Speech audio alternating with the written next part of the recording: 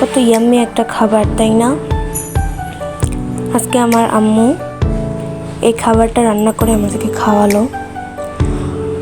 যাই হোক, আম্মুর হাতের প্রতিটা রান্নাই খুবই মজা হয়। তো চলেন দেখে নেই কীভাবে রান্না করেছিল।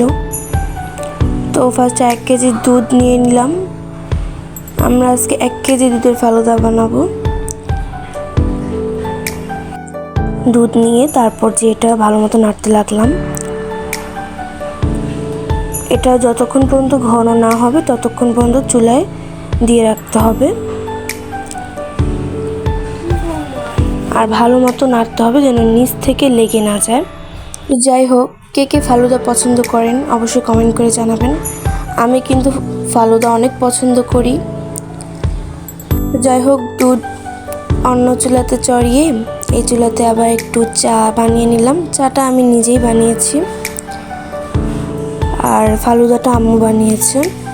তো যাই হোক, আম্মুর সাথে একটু হেল্প করতেছিলাম রান্নাতে। তো আমার কাছে মনে হলো যে ফালুদা রান্না করাটা আসলে অনেক সহজ একটা ব্যাপার।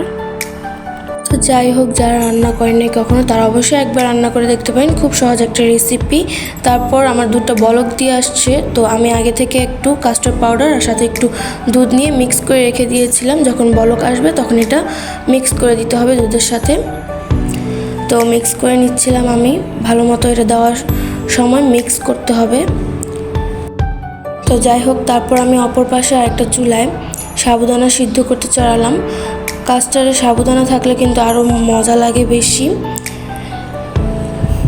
তো সাবুদানাটা একটু নেড়ে চেড়ে দিচ্ছিলাম, সাবুদানাটা সিদ্ধ হচ্ছিল।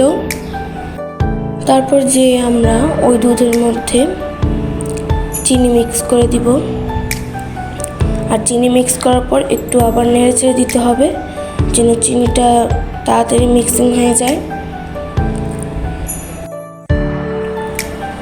তো ভালো মতো মিক্স করতে হবে। তো যাই হোক, তারপর আমার সাবুদানাটা সিদ্ধ হয়ে গেছে। আমার সাবুদানাটা ভালো হয় নাই, তো দোকান থেকে যারা আনবেন অবশ্যই ভালোটা দেখে নিয়ে আসবেন।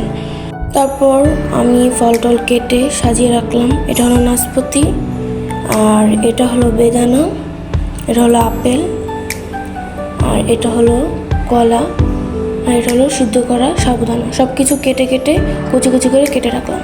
ফালুদাতে ফল ফুল থাকলেই মজা লাগে বেশি।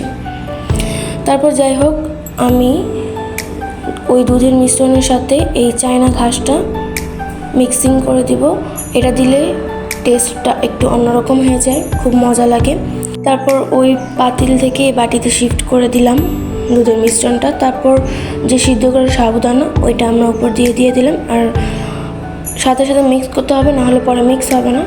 আর আমরা যে ফলগুলো কেটে রেখেছিলাম, কুচি কুচি করে কেটে রেখেছিলাম, ওইগুলো আবার উপর দিয়ে সাজিয়ে দিলাম।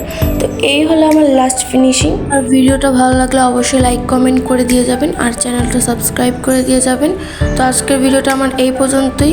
সবাই ভালো থাকবেন, দেখা হবে নেক্সট কোনো ভিডিওতে। সবাইকে আল্লাহ হাফিজ।